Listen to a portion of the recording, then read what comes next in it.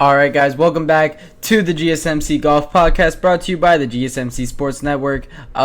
Before we get into our second segment of the night, where we will be talking about the rest of the leaderboard at the Schwab Challenge, how it shook up the FedEx Cup standings, I would love to remind you guys that if you have a comment or a question for me to read out loud live on air, it's a great way to interact with you guys that are in the stream right now. Use the tips and donations link at gsmcpodcast.net if you would love to see me be able to read out any questions or comments that you guys have out loud live on air. But without that, we're going to get right into our second segment of the night, rest of the leaderboard at the Schwab Challenge. So I did talk about it a little bit. You had fantastic play from a lot of guys in this field. Usually a winning score at the Schwab Challenge is around 9 under, as it's a very difficult course. It's a par 70, so scoring's lower, of course. So, if you think about like a par 72, maybe this course being, you add 2 strokes to everything. That's 8. Davis Riley has a winning score of 22 under. If you're following my logic on that. So par 70s are a lot harder to get higher scores on, and Davis Riley still puts up 14 under. Such a impressive one for this kid. But the rest of the leaderboard shook out. Basically, Keegan Bradley tied for second with Scotty Scheffler, both of them at 9 under. Keegan Bradley had a great round 4. Scotty Scheffler, a disappointing round 4, as he went into the day 4 back of the lead at 10 under. He has been playing good golf as of late. I mean, it's Scotty Scheffler. He's leading every single statistic on the PGA Tour this year, but not getting it done on round 1 or round 4 in this one, shooting a 72 and a 71. He put himself in a position to be able to win with a round 3 63, but was unable to do so. So it led to a little bit of a anticlimactic ending. We go into the day kind of expecting Scotty Scheffler to play very well and maybe steal this one from Davis Riley, but he does not live up to the task, and he shoots a 71, going 1 over on the day, and 2 different rounds in the green for Scotty Scheffler. That is very unlike him. He doesn't shoot in the green that often. For those of you that are a little bit newer to golf, shooting in the green means you are over par shooting. Let's say it's par 70, you shoot a 71 on the round. So, for Scotty Scheffler, disappointing. But fourth is Colin Morikawa, who just was steadily very good this weekend, shooting 8 under, 68, 69, 67, 68, all 4 rounds under par. You have a lot of bogeys on that round 4 that makes this scorecard a little bit worse than it might have been. Bogeyed 4, 7, 10, but birdies on 1, 2, 14, 16, and 17. Really, Colin Morikawa was shooting very well this weekend. Then you have Mac Misner, who shot 5 under. He's not really competing in the FedEx Cup standings. This was a surprise one from Mac. Not a winner on tour yet, so finishing top 5 could be very good for him, creating some momentum going into the rest of the season. Sepp Straka, who has been kind of in the top 5 as of late, he's been playing very great golf the last few events. So Sepp Straka 5 under, tied for 5th with Pearson Coody, who combined with Mac Misner. All of those guys combined tied for 5th at 5 under. A lot of 5s in that one. And then the rest of the top 10 is David Lipsky, Sungjae Im, and Robbie Shelton, all shooting 4 under. A couple of notable guys. You have JT Poston at 3 under, Adam Scott 3 under, Maverick McNeely 2 under, Matt Kuchar 2 under, Tony Finau, who was doing really, really good, and then shot a 75 on Sunday and just kind of tanked from the top of the leaderboards. He was 7 under going into Sunday, and he finishes 2 under. Not saying that he was in position to win this one. However, he was in position to get second and really raise his FedEx Cup mark, but he does not do so, and now he went into the weekend at 42nd in the FedEx Cup standings. Now he's at 41, so a little bit disappointing from him.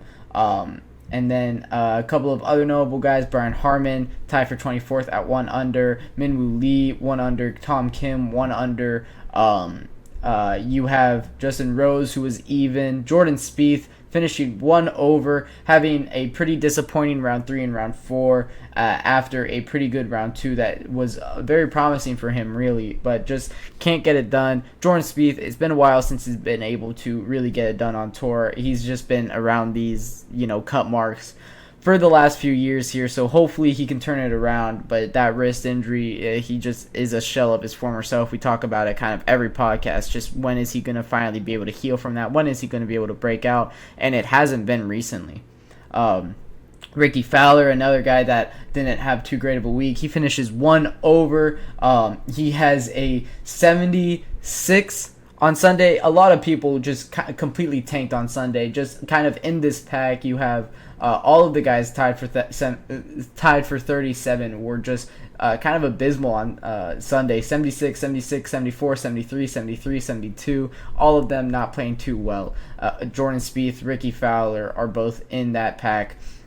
But yeah, Ricky Fowler 6 over on Sunday. Very disappointing, as he was 5 under, put himself in contention, not to win, as I said, but to be maybe second, kind of competing for that silver at the Charles Schwab.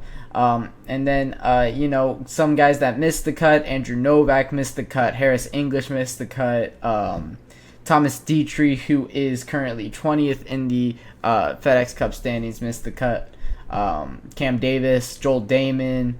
Other guys, you have Austin Eckroth that missed it, Sam Ryder, a lot of notable names in this tournament. A lot of notable guys were not able to make the cut, play their best of golf, and it led to just a Davis Riley masterclass, I guess you could say, for this one. So what it does for the FedEx Cup standings, now you have Davis Riley, who went from 151 to 55th now in the FedEx Cup standings, winning all 500 of those points. That was for the winner. Keegan Bradley and Scotty Scheffler tied for second, so they combine, and Scotty Scheffler goes from 1 to 1. He's, of course, the leader in the FedEx Cup standings. He's pretty much won the FedEx Cup at this point. He's been playing such amazing golf on all of these non-major, and he still won the Masters, but he has been so impressive this entire season. He's running away with this thing, so he remains at first. Keegan Bradley goes from 46th to 26th. He jumps that top 30 threshold and now is in line to play in the Tour Championship later in the summer. So very impressive for him. Colin Morikawa goes from 8th to 6th. Seb Straka goes from 25th to 22nd. Other guys that made big jumps to help their case is Sungjae Im, goes from 29 to 25, and now he looks like he is comfortably going to be playing in that Tour Championship. JT Poston went from 22 to 21, looking like he's going to be in the Tour Championship. But yeah, a lot of guys playing some good golf, putting themselves in good contention to do really good for their FedEx Cup standings and play in the 3 event that you get from placing well in the FedEx Cup playoffs. So just an overview of what it's looking like right now. Scotty Scheffler is in the lead of the FedEx Cup with 4,351 points. He leads second place, who is Xander Schauffele, by 1,700 points. That is basically 3 wins on tour. That's very, very, very difficult to overcome. So it does look like this is kind of a formality at this point. This is Scotty Scheffler's. Even though we're only about halfway through this golf season, I would say we give it to him right now because he's playing absolute amazing golf. Xander Schauffele, as I mentioned, coming in at second with around 2,700 points. Wyndham Clark in third at 1,900. Rory McIlroy in fourth with 1,800. These guys are very close.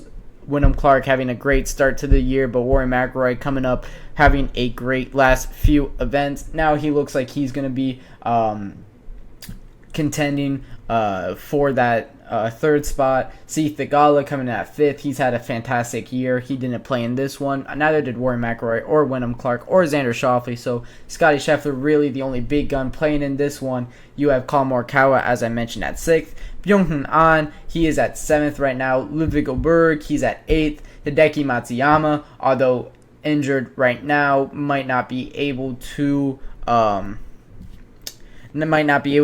compete too much going forward on the tour, but he is right now at 9 with 1,348 points. Shane Lowry at 10th. This is a fantastic season for Shane Lowry. Very impressive what he's been able to do. Some other shocks, you have Jason Day at 13th. He's been playing great golf this entire year, kind of competing on the leaderboards for a lot of events, not being able to win one just yet. But he's been in contention, and he's been close to that mark this entire year. So impressive golf from Jason Day. Justin Thomas at 14. He's been playing good golf. He did not play in Fort Worth, I believe. Patrick Cantlay at 15th. He didn't play at Fort Worth. Max Homa at 16th. We're going to get a lot of these guys back for the RBC Canadian Open. Very much looking forward to this tournament, as a lot of guys took the weekend off because of the PGA Championship last week. The amount of mental toughness and fortitude you go through for that weekend is a lot, so it's understandable that these guys take the week off. A lot of guys take the week off after the Masters as well, so we're seeing it again at the PGA Championship. That's why it was a smaller field, and Davis Riley ran away with it. He might have ran away with it even though you had these great golfers playing, but you never know now. And the rest of the guys on the cut line for the 30th is Harris English. He's at 30 right now with 914 points. At the 50 cut line, you have Jordan Spieth and Taylor Moore on either ends of it. 673 for Taylor Moore, 664 for Jordan Spieth. Victor Hovland is also 53rd, fighting for that BMW championship. Of course, all these guys can also make a run for the top 30. We're still early in the season. All of these guys in this middle end tier will change eventually, so it's very fun to keep track of this going throughout the year, see who's going to be eligible for these qualification tournaments from the FedEx Cup. You also have Emiliano Grillo, who's in this 58th mark. We talked about these guys that Davis Riley is now near with his win, jumping from 104 points, now at 604 points. So very impressive from him. And then right at the top 70 for the St. Jude Championship, that is Cam Davis and Charlie Hoffman, a very prestigious event for these guys to make. Looking forward to seeing how this shapes up. You have a lot of guys on either ends of all of these marks that will shape up as the season continues to roll on. But that'll wrap it up for our second segment, as we talked about the rest of the leaderboard at the Charles Schwab Challenge, how it shaped up. It was Davis Riley winning it, Scotty Scheffler, Keegan Bradley, Colin Morikawa on his tracks, unable to catch up though. And that'll wrap it up for our second segment. When I get back, we'll be talking about how important are coaches in golf.